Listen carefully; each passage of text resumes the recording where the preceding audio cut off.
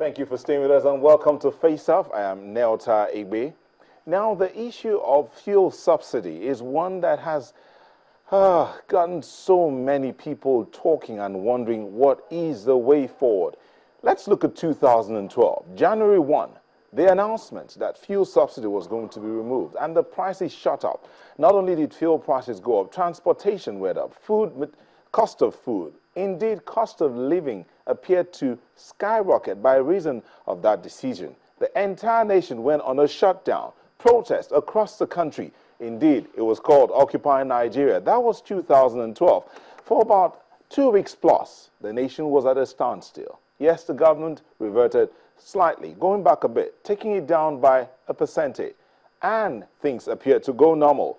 But let's come down to today. For the past 2 to 3 weeks plus, the nation has barely been able to move forward as motorists or road users and those that need to use fuel have had to queue up for many hours, some spending the whole day hoping to buy what they call liquid gold, PMS, petrol, for their vehicles, for their generators. And the marketers, and indeed many of those in the oil and gas industry, screamed, let fuel subsidy be removed, for that way the industry can move forward. In other words, deregulate.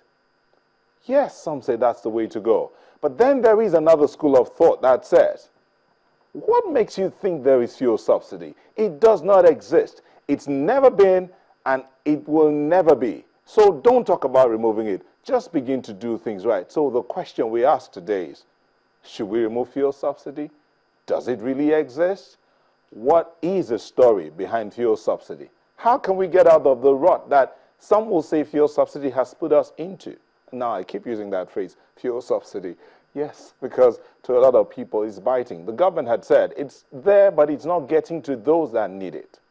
So what's the way forward? That's what we ask today on Face Off tonight. Fuel subsidy, what's the way forward? And I'm being joined by two gentlemen, one of them a petroleum engineer and the other an economist and financial consultant. Mr. Zakabala, petroleum engineer, thank you for joining us. Thank you. And Mr. Samuel Lisa, financial consultant and economist, thank you for joining us. Thank you very much. Okay, in 10 seconds, you state your position before we just go for a short moment. Let's begin with you. Well, my position is this. I want to please appeal to those who really don't understand the concept of subsidy to take their time and listen and get the explanation of subsidy before making their comments. And for those who understand the positive concept of subsidy. 10 seconds up. Yeah, we're talking about removal of fuel subsidy. I would say removal of fuel corruption. Okay, thank you very much. We'll take a quick break and we will be back to continue this conversation. Fuel subsidy, what's the way forward? Does it exist? Doesn't it exist? You can be a part of the conversation. Join us via Twitter. Tweet at FaceOff or at Neotagbe, or send us a mail at faceoff@channelstv.com. Be a part of the conversation. We'll be back shortly. Don't go away. Welcome back. We're discussing fuel subsidy, the way forward. Should fuel subsidy be removed? Or, as some will say, it doesn't even exist. And I have two gentlemen in the studio. So, Mr. Bala, since you gave your opening statement first, you can ask the first question. Well, I'm not going to ask a question. I'm going to make straight comments. Subsidy is a universal concept. It works everywhere in the world. Nigeria requires subsidy not only in crude oil distillates. We require subsidy in agriculture, we require subsidy in health, we require subsidy in education. And anybody who understands the universality of subsidy and is calling for removal of subsidy on crude oil distillates, that person can best be described as an enemy of Nigeria, an economic traitor, and that person wants to see Nigeria reduced to a nation of melancholies. Subsidy must stay, and subsidy needs to be understood. The fact that subsidy is being mismanaged does not mean that it is not a concept that works. What we should do is to fight mismanagement, not to fight a concept that is universal and is accepted everywhere. Tonight, I don't think there's any face-off because my colleague have just stated a position. Universally, there is subsidy where the price of that commodity will undermine or inhibit the growth of the economy. Subsidy in electricity, subsidy in petroleum. But in the case of Nigeria, what I am saying is this, it's a fact. I believe there is no subsidy. I believe that the price at which they are delivering PMS today is outrageous. Let me just tell you, I think when you were making your prologue, you went back to 2012, January 1, where we woke up on the New Year day and were confronted with a new price of PMS. Before then, on December 10, 2011, if you drive the street of Brooklyn, New York, a gallon of gasoline, PMS, was sold for $3.52.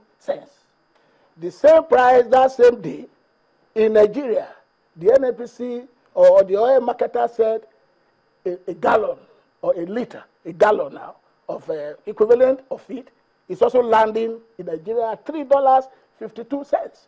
So by the time they converted it that time, the international price of crude was $107 per barrel, while the exchange rate was $157 to 1 naira.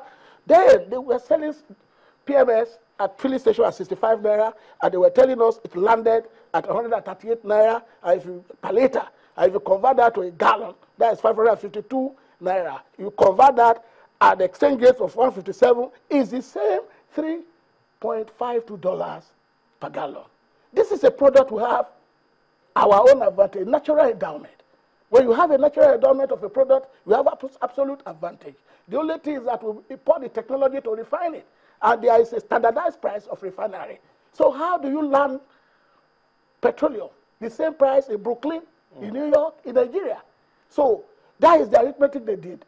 However, if we refine at home, if our refineries are working, the price of petroleum will land at less than 30 naira per barrel. So that's why I'm saying there is no subsidy. It is what we have that we remove. So what has been going on since up to now is fuel subsidy corruption. And I think the government has to gather its crack economic team to investigate, including petroleum engineers like my friend Bazar, to investigate. There is no subsidy. Let's not you only remove what we have there. Let's not misinform. I think he wants to clarify. Let's not misinform people. If a concept is universal and is working and is not working in Nigeria, the problem is with Nigeria and Nigerians. You are just... hold on first. Hold on. Let's clarify that. Do we have fuel subsidy here in Nigeria? Yes. He says we don't. Yes, subsidy exists. That money is actually meant for subsidy. The fact that the volumes that are being imported are inflated is another thing. The fact that you have a weak economy is another thing. Let me tell you. But hold on. Let's just clarify this. The fuel subsidy exists. How do you explain that? Subsidy exists. It is just being abused. Why can't you allow me? Okay, let him explain how it exists. Okay, go ahead. Go ahead. You see, he's just basically talking about corruption and cabal. Any country that is planless and is toothless will have cabals thriving. Any leader that allowed himself to be surrounded by lieutenants that are economic traitors will always have economic vampires, parasites, and all kinds of bad people around him. The concept of subsidy works. Subsidy was planned and allocated. The only difference is that in Nigeria, it is being abused. But that does not mean if that thing exists and is abused, it doesn't exist. And the simple answer or question is this. Across all the OPEC nations, and first of all, before you know, Nigeria is a member of OPEC, and Nigeria is a member of gas exporting countries. That is it. We will get to the point of talking about Nigeria's reserve. All across all the OPEC nations, right? If you go there, PMS sells cheaper than Nigeria. In the same OPEC, all these countries you are talking, you have all these multinationals having their refineries. I'm asking why is PMS cheaper than those OPEC countries? That's why I'm telling you now. Let me come in. I'm answering you now. I will not just sit down here. You just why is it cheaper? Let me explain why it's cheaper. Okay. There is no subsidy because in Nigeria, let's want to educate Nigeria. I think I agree. Let him finish. We'll come back. We'll come back. Just hang on. Why is it cheaper? The simple reason why it is cheaper in those countries, one, is that Those refineries, whether they are private, whether they are owned by the countries or by multinationals, they get this refined crude at a discount. That discount is that differential. That is where I'm coming to. Is called subsidy. There is a quantity dedicated. No, I will not wait. Go ahead. That is where I'm coming to. There is a quantity dedicated for local consumption, which is not part of our export quantity volume, and that is about 445,000 barrels of crude per day, whether it is refined at home or not. And the cost at the refinery gate is about $5. That quantity, we call it swap. The others, before now, that is around 2011, 2008, Nigerian refineries are not working at full capacity. Only 170,000 barrels were refined at home, while the remaining is swapped to refineries in Ivory Coast and other parts of the world. And that is not to be priced at international price. If it lands at the refinery gate at $5, the refinery cost is about $12.5. Other margins, transportation, whatever, is about $16.5. By the time you put everything together, you are getting about $35 per drum. By the time, in one drum, we have 138 liters of PMS. We still have AGO, which is diesel. We still have kerosene. We still have other products. And by the time you are an engineer, you know this. By the time you put it together, you do a composite price calculation. PMS will land at less than 23 naira per liter. Okay, so that quantity, it's a lie. It's a lie. That quantity dedicated. It cannot land at that. It says so. Even if I multiply, even if I double it.